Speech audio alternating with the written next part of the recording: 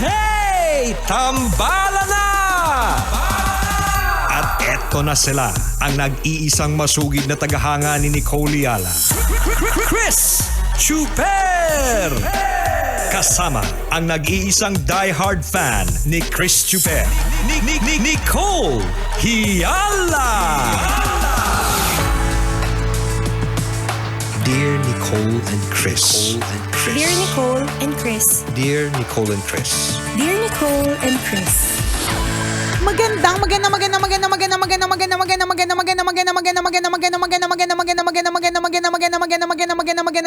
tanghali, mga tambalanista, mga kabisya, mga kabasic. Hi, partner! Hi, partner! Hi, mga kabisyo! It's a weekend again! Yay! Ang saya-saya!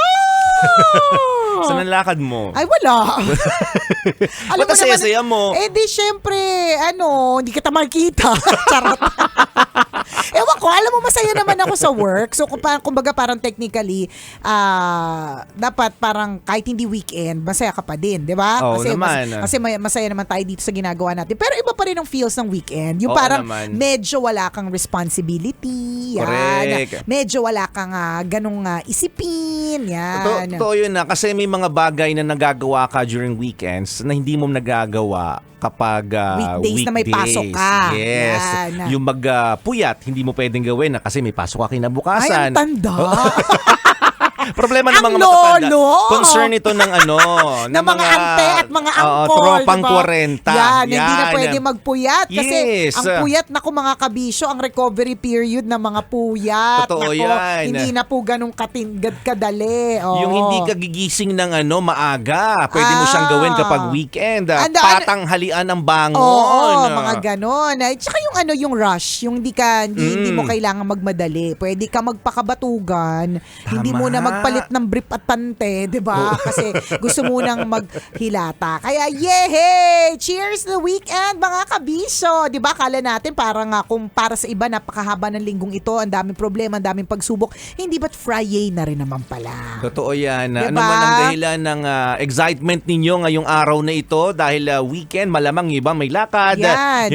Yung iba naman magstay lamang sa loob ng bahay, di ba kasama ang kanilang mga family members. Yan. Tama, i-enjoy lang natin ang weekend. Ano man ang dahilan ng inyong enjoyment. Correct ka. Chula luto lang halang eklabo. Again, lagi naming sinasabi po ito, wag po tayo magkukumpara sa weekend mo sa weekend ng iba, 'di ba? Hindi ka pwede magkumpara sa weekend ng iba kasi sila may pera. Ikaw ngayon wala. 'Di ba? Di totoo. Saka bakit mo i-compare? Pareho lang naman kayo nagsa-Saturday. Oo nga.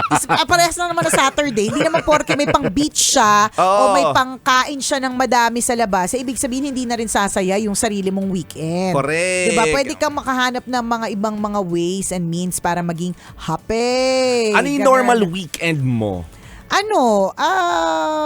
Tambay naman talaga usually sa bahay. Kut na mga gamit. Yung ayus-ayusin. Parang di ako natatapos na mag-ayos ng mga gamit-gamit. Mga ganun. Okay. Kasi yung ganun lang. Tapos yan na yung pwedeng mag-request yung mga kids kung anong mga type nilang kainin na hindi naman na mahirap kasi para-parehas naman lagi. Diba? Kung hindi pizza, pizza. Kung hindi pizza, hindi pizza. Diba? Parang ganun. Tapos yun lang. Tapos church time. Ganun. Asa banal. Tsaka, diba? Hindi, para syempre, tumaba din ang spiritual aspect of the life. Ganon, yun naman. Yan ang typical kapag ka walang pera. Diba? Which is lagi naman. So, yan ang typical. Diba? Paminsan-minsan merong mga palakad. Yan. Oo. Paminsan-minsan merong mga pagganap sa labas. Diba? Nakakamiss na nga yung mga pagganap sa labas kasi wala nang wala nang tambalanisan masyado nagpaparamdam na, huy, free ba kayo ng weekend? Ganun. Gusto nyo magpunta tayo ng Thailand? Ay, Dati may oo. mga ganun may mayayaman kaming tambalanisan na isinasama kami pag lumilakad sila. Ngayon, Oo. parang wala na po nag-i-invite. Naghirap na po ba Oh, kayo? yun nga yung tanong ko. Kaya nahiya naman akong, buti na lang sa'yo na nang galing. Kasi hirap ako itanong yun kung naghirap na sila. Charot. Pero truly din, mga kabisyo, na dapat babalik tayo. Kung halimbawa, dati may mananilibre sa'yo, dati may nakakalabas ka ng bonggam-bongga. Kung ngayon hindi na, ganun talaga kasi hindi naman forever ganun. Hindi forever na marangya.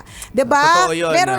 Meron ganyan na parang lagi-lagi ganito yung binibigay. Tapos biglang ngayon, wala na. Kasi may mga oras talaga na kailangan din talaga nilang magtipid Magpahinga. at magpahinga, yung mga ganon. Totoo yun. Ako naman nagbago siguro. Minsan by choice din eh. Ano bang typical mong weekend? Sa bahay lang. Oo, di ba ako din eh. Samantalang As a dati. homebody. As an Bilang introvert. As an introvert.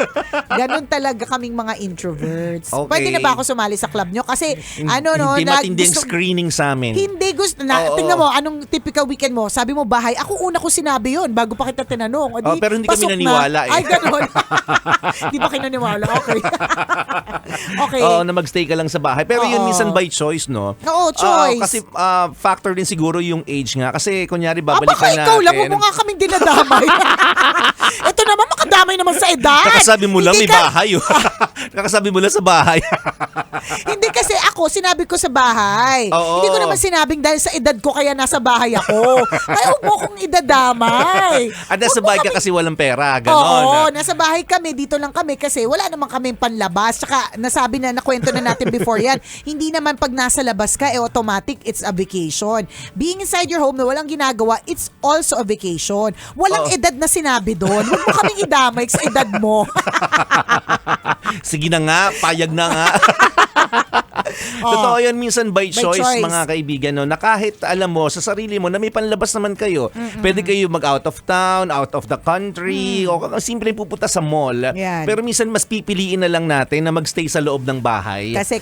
Gusto lang natin magpahinga. Yan. Gusto natin manood ng TV. Gusto natin na sabay-sabay kumain. Tama. Gamitin yung kusina. Magluto naman minsan. Correct. Hindi Kausapin kumain yung mga sa labas. anak mo. Tama. Mag-video okay. Maglinis-linis. Correct. Tumambay sa labas ng bahay lang. Di ba? Yung Totoo. ganon. Na hindi kailangan na actual na lumalabas at lumalayo. Correct. Ako ganun ngayon na dati talaga Friday pa lang. Nag-iisip ka na. Nag-iisip na. Totoo. Nagme-message na may group chat kami ng mga tropa namin. Nag-update na kami. Uy, ganito, magandang puntahan natin. Hindi pa natin to napupuntahan. Gusto niyo punta tayo doon? Ako, masarap daw at mura ang alak doon. Yan, Mga ganyan, ganon. oo. Pero ngayon hindi na. Hindi ko na masyadong ini-entertain yung ganong klase ng Siguro oo, pero invitation. pero hindi lagi. Hindi lagi. Oo, paminsan-minsan pag nakatulog ng sapat, ganyan. Ang tanda. Pag hindi masyadong nananakit ang katakatawan. Oo, yan. Kapag ganon. ka nakapagpamasahe, gano'n. Yung parang kaya pang lumaban for today, gano'n. Ang tanda. Diba? Hindi, tsaka may pag-aalaga na din sa katawan. Isa Hindi pa yun. na parang Yes. may isip mo na hanggang kailan ko abusuhin yung atay ko. Oo, 'Di ba? correct, Hanggang correct. kailan ako isa lang naman talaga ang katawan natin eh. Sa totoo lang ang hirap na kapag ang kalaban ay health. O 'di ba? Issue ng ang tanda. Feeling ko mas marami kang sinabi. Mas madami ba? Okay.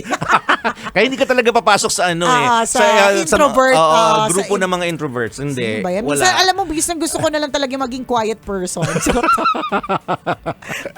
Feeling namin talaga hindi mo kakayanin. Mahirap siya. O hindi At saka matindi yung screening. Ay hindi, kaya ko maging tahimik. Mga ilang minuto. Hindi, depende kung gaano katagal na nasa paligid yung taong may utang ako. Siyempre, may utang ko sa kanya lang. Ako pa, mag-iingay ka mag-ingay pa pa ba ako? Just tahimik lang ako. So kung gaano siya katagal sa paligid, ganun ako katagal katahimik. So ibig sabihin, kaya ko maging tahimik ng matagal. So pasok na ba ako sa Hindi introvert pa rin, club? hindi pa rin. Extrovert pa Walang- rin talaga ako. Oo, Kaloka doon ka naman. talaga. Minsan minimeasure namin yung laki ng bibig. Ganun. Wala na, talo na. Doon pa lang hindi na pasado. Ay, nako. At saka number of words per minute. Ay, ganun. Oo, kasi masyado ka marami sinasabi per minute, mga thousands. Kami bilang lang. Oh, ganun. Wala pang 100. Sige na nga. Hindi na nga papasok sa Minsan wala pa.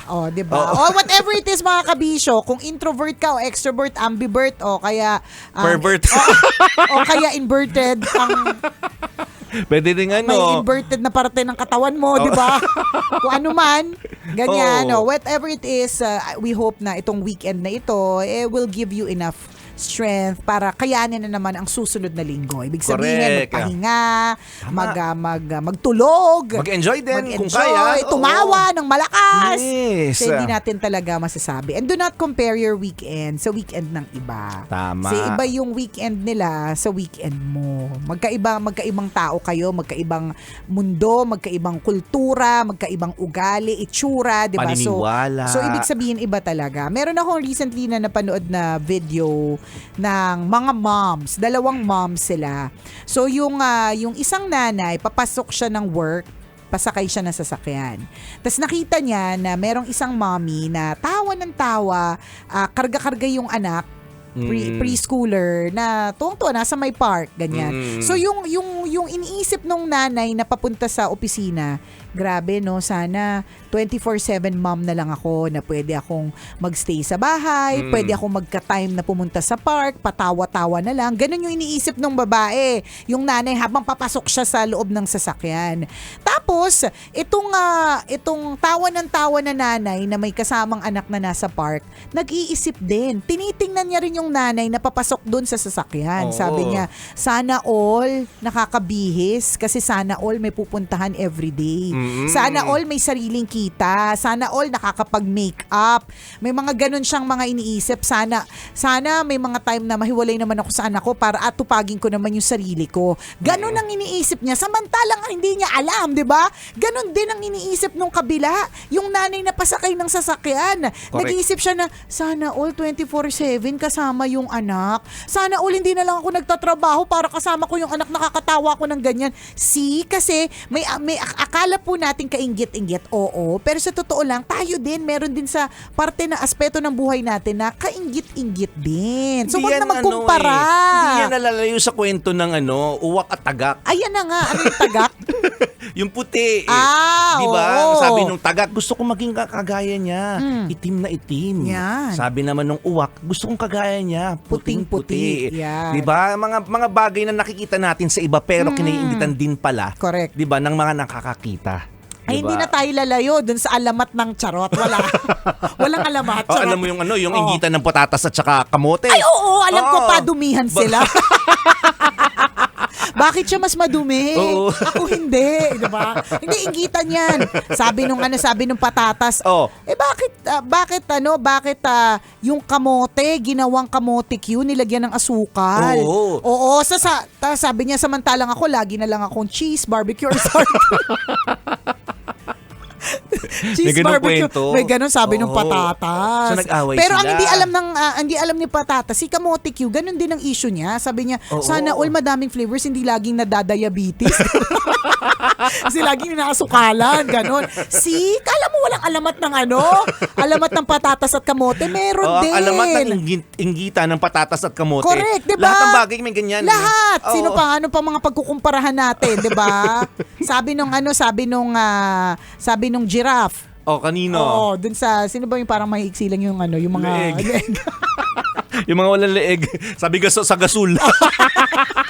Nainggit sa gasol.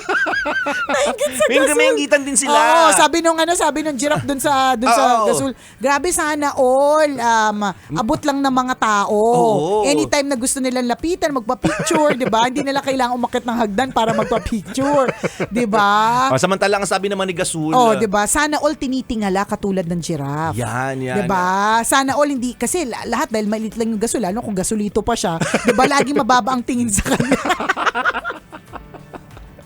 Mga naiisip mo, Chuper. Basta lahat yan. Oo. Lahat yan may inggitan. Hindi lang po natin alam. Correct, So wag diba? nating wag nating In hayaang other words, pairali sa sarili natin na mainggit o maikumpara ang sarili sa iba dahil magkukos ito ng inggit. At Tama. kapag nagkaroon ka ng inggit sa isip mo at sa puso mo, Ayan na. hindi ka magiging masaya. Yan na ang Yun umpisa. ang moral of the story. correct ka. Ang moral ng lahat ng mga alamat na sinabi namin. Oo. Ang patatas at kamote, giraffe at gasul, 'di ba? At yung dalawang nanay, 'di ba? Moral of the story, focus on your own blessings. Yes. Kasi kapag tingin ka ng tingin talaga dun sa blessings ng iba, Hindi ka magiging hindi masaya. ka magiging masaya. In fact, pag nalaman mo nga yung kinaiinggitan mo, pag nalaman mo yung pagsubok niya, hindi ka na maiinggit eh. Oo. Tapos sabihin mo talaga, ewan ko kung if you've ever experienced this, ikaw partner, na merong isang tao na kakilala mo na alam mo ang lifestyle, kainggit-inggit, or talagang nakakainggit siya, bakit siya ganun, di ba? Tapos nalaman mo yung problema niya, tapos ayaw mo na, ayaw ko na lang pala mainggit sa kanya. Kasi nakakalurky, ganun. Hindi pala siya kainggit-inggit talaga. Totoo, hindi pala Oo. siya kainggit-inggit kasi ang tindi-tindi pala ng problema niya. Ay, ayoko, hindi ko gusto yung problema niya. See, may mga ganun. Minsan hindi lang natin alam. Oo, Diba? kasi dinadala lang talaga nila ng matindi. Oo, nakikita mo lang yung biyaya Yes. at hindi yung problema. Pero pag So nalaman true. yung problema, Ayaw ayawan mo rin, pala. Ayaw mo na rin. Gusto mo Oo. na lang din yung pagsubok mo kasi yung pagsubok mo, swak yan sa'yo. Totoo Maraming yun. salamat sa lahat ng mga kabisya natin na nakatutok ngayong oras na ito. Kailangan pa bang i-memorize yan?